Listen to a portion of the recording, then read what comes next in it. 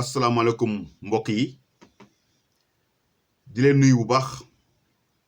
di leen sant di rafetlu jotaay bu ñuy faral di am saa su ne bu ko actualité laajee tey nag lu waral ma jóg bari na ñu may interpeller di ma wax loo ci li nga xamante ni mooy lu xew di wàllum avion bi nga xamante ni moom moo waral coow li fan yi yëpp dinaa si ñëw wax ci it lu ma ci xalaat wax ci it lu waral peuple bi am benn choc ndax lépp loo gis rek ci tàmbale ba la deuxième point bi mooy li nga xamante ni wàllum fait divers la réseaux sociaux yi xaawente sutura yi saagante yi xastante yi dinañ si ñëw indi si ay précision wax ci it sunu xalaat waaye balaa ñu fa yegg dañuy ñëw ci point bi nga xamante ni moom laa njëkk a wax ndax jàpp nañu moo ëpp solo ndax Sénégal réew la réew boo xamante ni du réew mu am doole buñ ko doon classé tey dañ koy classé si réew yu ñàkk yi askan wi nag gis nañ fu crise sanitaire bu toll ak fu ñàkkum xëy yu toll ak événement yi nga xamante ne moom mooy ñëw si suñu kanam wàllum inondation yi nga xamante ne année bu jot problème la ñuy indil ak xiif bi nga xamante ne moo nekk ci réew mi crise sociale bu ñuy dund loolu lépp nag boo ko boolee nga xëy nga dégg ñu ne la sa réew mi ngi jënd avion boo xamante ne yenn ci ay boroom xam-xam moo yay ne mbir mi 100 milliards lay jar ñi ne 60 milliards ñi ne 57 milliards te dinaa si ñëw léegi si vrai chiffre yi donte bu doon jar 1 milliard sax lépp loo gis rek ci waxin bala choc bi nga xamante ne moom la peuple sénégalais àndal kenn tegu leen ko ku dul Omar Gueye man jàpp naa ni ce ministre là gisuma ban mérite la am pour war a mën a yore porte-parole gouvernement ak responsabilité yu ci nekk ak gravité bi nga xamante ni tey jii moom la yenn sorties yi war a mën a am dama yaakaar ne sax tey sa soxna boo ko doon jëlal wujj sax am na noo ko koy waxee ba du ko choqué choc boobu nag dara waralu ko nga xëy rek ne Sénégalais yi war nañoo jënd avion mois de juillet day ñëw ñu ne la waaw loolu lu muy jar duma ko wax secret défense la mais loolu nag Sénégalais dañ naan yow dang ñoo yeb wa illaa ñu ne Macky Sall yow yaa ñu yeb loolu kase moo métti Sénégalais yi yabeel boobu ñu leen wat moo leen métti lépp loo gis dafa am yoon communication dafa am yoon ba nga xëyee ba ngay keroog ba ngay décider pour wax ndax boobu yaa ngi ko denc ba nga décider pour wax da nga waroon leeral Sénégalais yi fàttali leen histoire Pointe Sarène ba ñu jamono buñ koy jënd yan anam lañ ko jëndee woon boo ko Macky Sall li yor yan anam yan condition la ko fekkee ak paan yi nga xamante ni am na ci bañ dem ñu koy abal ay avion ay Niger fu nekk loolu lépp la ko expliquer Sénégalais yi Sénégalais kat ne ah kon kat wax dëgg yàlla sunu kaaraange président moom soxal nañu nga ne nag waaye loolu lépp taxul ñi ngi soox ak moom ba 2018 ñu dem Toulouse Airbus commandé fa benn avion Neo 320 mu nekk 2018 avant les élections présidentielles nga wax loolu mu leer boo fa jógee nga leen kat waaye avion boobu kat njëg yi gis nañ ni moo gënoon sax xaw a jàppandi si njëg bi bu ñu gis si marché bi ba pare nag dañuy def année bu nekk li nga xamante ne moom la ñuy joxe ba keroog muy mat ñu jël ko ndax ñëpp xam nañ avion moom balaa nga kaa jël day mat sëkk ci loolu ñu ne tey budgétiser nañ ko ci loi de finances bi nga xamante ni moom la ñuy voté woon ci 2019 2020 2021 ci ministère des forces armées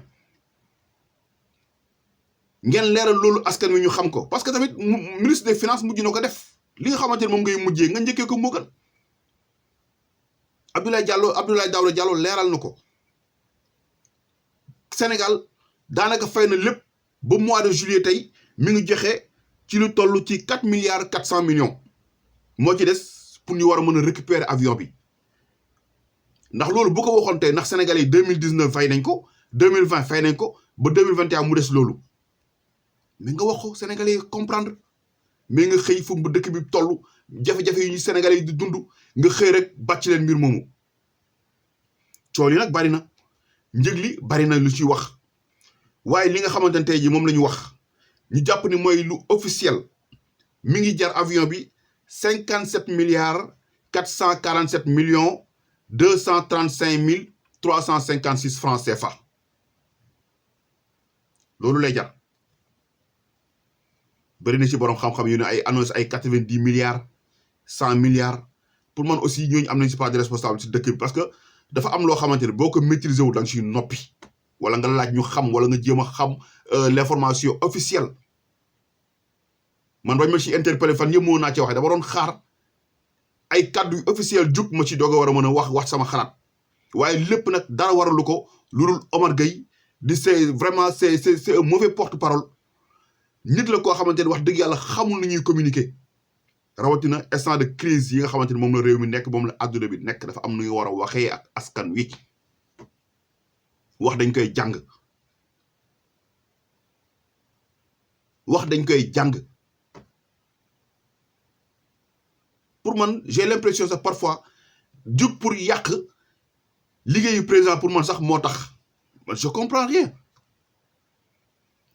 ba demee ba nga xamante ni ministre des finances taxaw na wax na ñu laaj la nga ne secret défense doo ko wax kon déjà gouvernement bi ci seen biir am nañ problème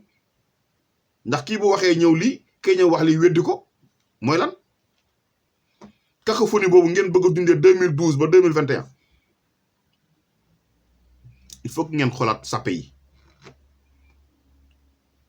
tey mën nañu wax ne tey nguur gi ngeen yor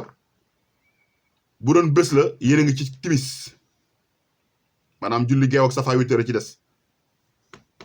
c'est pas le moment ngeen di tâtonner porte-parole du gouvernement boo ko atténuer da nga koy joxe parce que lépp luy crise ci wàllum communication fa lay jóge Sénégalais yi gëm naa ni bëgg nañ seen réew bëggeel boo xamante ni bés boo leen expliqué woon réellement li nga xamante ni moo am ci avion bi ñoom sax ñoo leen wax ne leen dem leen jënd bu bees parce que Sénégal wax dëgg yàlla tollul fu muy abbee ay avion balaa moo tukki donte amuñu sax waaye am na ñu ngi sagu ñoo ngi sagu loolu nag erreur de com la coow li ngeen dégg lépp erreur de communication la waroon naa njëkkee ci histoire bi njëkkee ci paan yi étape par étape année bu jox mois bi jox waxtu bi sénégalais yi xam ñu bëgg a vérifier jamono jooju fan la président nekkoon parce que lépp dafa war a leer il faut gérer dans la transparence lu mu métti na nga wax dëgg expliquer sénégalais yi askan bu neex a waxal lañu il suffit que rek ngeen wax leen dëgg bu ngeen leen waxee dëgg moom leen dëgg boobu la ñuy soxla bon le ministre il a sorti wax na lu muy wax donc voilà jàpp nañ ni lii mu ñu wax je pense que ni aussi yabul député yi wala yabul askan wi jàkkaarloo ñoom di leen wax loo xamante ne nekkul dëgg donc man dama jàpp ni li nga xam ne moom mooy lu officiel te mu dëgg mooy 57 milliards 447 millions 235 mille 356 francs CFA loolu la avion bi di jar te fay nañu lépp ba mu des 4 milliards 400 ngir mois de juillet ñu mën a récupérer avion bi loolu daal laa ci xam coow li nag bari na mais lu ci mën a am mooy liberté d'expression wax sa xalaat moom ci réew mi lañ ko fekk les commentaires moom sont libres waaye nag lu ma wax rek Omar Gueye di porte-parole gouvernement bi coow lii bu amee yëpp ak bu yegsee fii yëpp am na si responsabilité à 90%. À 90% coow li moom la ndax il a mal communiqué il a très mal communiqué si problème bi man nag samay wax moom du faral di gudd loolu je jàpp naa ni loolu moo ci sama gis-gis bu ñu ñëwee nag ci beneen coow muy xaawente sutura bi nga xamante ne moom la ñu nemmeeku fan yi ci réseaux sociaux yi mu nekk ay mbir yu ñaaw di ay mbir yoo xamante ne nekkul ñun lii du sénégalais man parfois je me dis que ñun xanaa dañ ñoo rax koo xamal yaa ngi koy jéebaane ci internet bi sutura amatuñu ko kersa amatuñu ko dara amatuñ ko ci lu baax ci ay valeurs yoo xamante ne tey moom la ñu ràññee un bon sénégalais amatuñu ko lu ci mujjee xew rek mooy kaawu duudu ak ngóor ak yeneen yu ko bari yu jiitu yu ko bari ndax man yàgg naa ko fi wax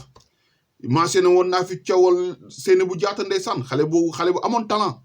nekkoon journaliste bu mag fële ci DTV kooku anamu gisatuñ ko fenn tey lii moo ko yàqal addunaam cay si ñun xamatuñu jéggale xamatuñu baalante ak xamatuñu yërmande xale boobu anamu tey kenn gisatu ko amoon na coowal cité mixta anamu tey ah Mbathio moom sax au moins aw dafa am hauteur elle a été brave ba surmonter problème yooyu yëpp loolu lépp ci ay xaayu sutura ci ay weerante waaye lu ma ci gën a naqari mooy dafa bari ay sénégalais yoo xamante ne jamono ji lu ñuy dund métti na métti boo xam ne ci ay chantage yoo xam yu métti la ñuy dund am na ñoo xamante ne dañuy yor seeni vidéo ne la chaque boo ma joxul lii wala lu ma soxla boo ma ko joxul ma génne ko ñi ay kilifa nag ñu leen ñu point leen fii ay kilifa yu mag nag loolu pour lan tey vidéo ngóor bi nga xamante ne man am na lu ma ci xam mooy moom bu nangu woon li nga xamante ne tey moom lañ ko doon laaj buñ na ko nangu woon tey jii vidéo bi du génn te nag ba coow li amee dafa am benn waaye yu ñuy wax Adama bu woo benn jigéen mu naan ko yow yaa génnee vidéo bi loolu nag sénégalais moo wax leen dara du ci dëgg loolu c'est montage la gis nga luy dëgg tey buy dëgg mooy ngóor ak Béninois loo ko seqal erreur de jeunesse nag moo def erreur wax dëgg yàlla mais kooku du sax sénégalais ñoom loo ko seqal ci Facebook lañ xamante di waxtaan ba yóbbu affaire yi WhatsApp finalement nag ñu piégé ko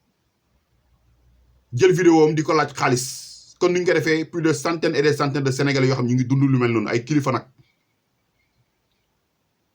mu dëgër ne aw ma mais kooku mënu ko gëm ndaxte jàpp na ni mi ngi feeñ si télé star la Sénégal war na am lu ñu koy laaj finalement la xëy gis vidéo bi waajoo yi nag Adama moo xam ba mu si jotee xam naa bëgg na bokk ci buzz bi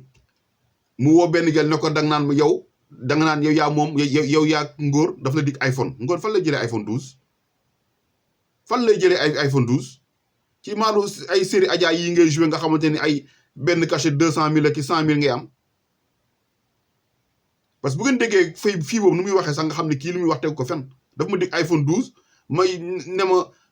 naa sumeeku suma vidéo yi su ma paree après ma jël vidéo bi ma capturé ko denc ko sama jox sama iPhone 12 ma jël ko weer la xanaa bëggeel bi nga doon woote nekku ci yow donc loolu dara amu ci luy dëgg mooy mbir mi ñeneen ñu nekkul ci réew mi la après nag ñoom ñoo xool naka la ñu war a mën a def ba partager ko ba mu yegg si loxo sénégalais yi mais noonu la coow li demee fii boobu doon waxoon téléphone ak Adama lu mu wax dara du ci dëgg am naa ci ay preuve yu leer nañ ñi te nag nañ taxaw weddi ko fii boobu ngóor xamul kan la mënu laa wax ban tur la te kooku bu fekkee ni muy wax dëgg la man je le défie mu wax ba joxe numéro mu joxe benn vocal boo xam mus na ko échanger ak Ngor maa leen koy défier donc nit du nekk ci naqar nga bëgg a ñëw yokkal ko ci beneen naqar donc loolu dara amu ci yeneen yi nag mooy wax dëgg yàlla Awa Kudu Njaay moom bañ ko falee ba léegi amul benn mission amul dara loo xamante li jënd ko Sénégal ci wàllum données personnelles xanaa gisoo réseaux sociaux ni ñuy jaxee fan yi xanaa gisoo xamante suturé yi ni ñuy jaxee fan yi soxna si ngir sénégalais yi bal la seeni kudd ci noir ak seeni clé USB ak seeni sajaara mais dimbal leen ci liggéey bi ñi teg ay daan ñoo xamante ne tey nit ñi au moins dinañ gis ni ñoom am nañ ku leen di aar loolu la sénégalais yu soxla loolu rek la sénégalais yu soxla te ngeen gën a moytu dee leen moytu loolu nag mooy kàddu yi nga xamante ne bëggoon naa ko fee wax tey di jéggalu encore une fois bu fekkee am na lu fi rëcc wala lu si jubut ñu ngi ciy jéggalu baax a baax a baax waaye loolu daal mooy li nga xamante ne tey jii mooy ñaari ponk yi nga xamante ne bëggoon naa ko waxtaan muy irresponsabilité bu Omar Gueye di ministre porte-parole du gouvernement ak vérité bi nga xamante bëggoon naa ko rétablir ci wàllum vidéo Ngor boobu xamaleen ni fii boobu doon wax dara amu ci lu mu wax dara du ci dëgg mbir mi ay ñàkk la ko séqal ñooñu ñoo fexe nag ba doon ko chantage réussir ñu jël vidéo bi tas ko am na centaine de et des centaines de Sénégalais yoo xam ñu ngi dund même pression chaque fin du mois ak chaque instant ñu ngi yónnee ay xaalis pour rek mën a seen sutur mën a xaawee ko ndax ñooñu bu seen vidéo génnee Sénégal ñëpp xeeb leen bu seen vidéo génnee Sénégal ñu ay Sénégal ñu xeeb leen bari na ci nag ndax ñooñu ñoom ñoo dugg Facebook di créer ay faux compte dafa nga gis ñuy créer benn faux compte Viviane créer benn faux compte telle une personnalité wala jël benn ministre kii ko ñëw di jëm di arnaquer nit ñi en 2010 am na benn waajur def noonu faux compte Fadiga la créé woon kooku man mii maa ko démasqué te je pense que bu ngeen demee Google ba tey jii may wax ak yéen ngeen bind le faux Fadiga xamatuma sax nan la ko gars yi titre faux Fadiga ngeen bind Seydina Seck di ngeen ko gis lu bari kooku maa ko dénoncé ba pare mu daw carrément bàyyi moo tax boobu sax sama diggante Pape Alé Niang ci la gën a dëgëre parce que boobu moom moo boole woon ak mécanicien wu xamul woon Fadiga amuñu woon contact am mais mécanicien wam ak mécanicien wu Fadiga benn lañu woon ñoo bokkoon même mécanicien Pape Alé moo contacté mécanicien boobu kooku woo Fadiga ba Fadiga keroog woo ma di ma remercier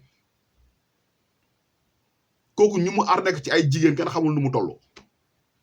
donc ñun réseaux sociaux yi dañ see jug démb tey doog a ñëw boobu temps jamono Skype la woon Skype moo amoon boobu dem leen Google ngeen xool ngeen bind faux Fadiga Seydina Seck rek ci xamatuma exactement boo bindee ñaari mots yooyu je pense que di ngeen ci gis dara boobu temps li yëpp xewagul ñun ba ñuy taxaw di wax ci actualité Sénégal boobu temps kenn waxut 10 ans de combat mu jot nag parfois léegi ñu xaw a jël recul tuuti bu kaa yu mel ni amee li nga xamante ni actualité la ñëpp di ci wax ñu jug génn joxe suñu xalaat ñun dañoo weesu fu ñuy parloo amuñu benn parti bu dul Sénégal Sénégal mooy lu ñu ñor Sénégal la ñu xam amuñu benn soxla lu lu PDS muy parti de la demande sociale lu askan wi soxla ñu jug taxaw wax ci suñu xalaat te de yàlla rek tax nag di leen gërëm bu baax di leen sant di leen jox dig daje beneen yoon ak ci beneen actualité jërë ngeen jëf.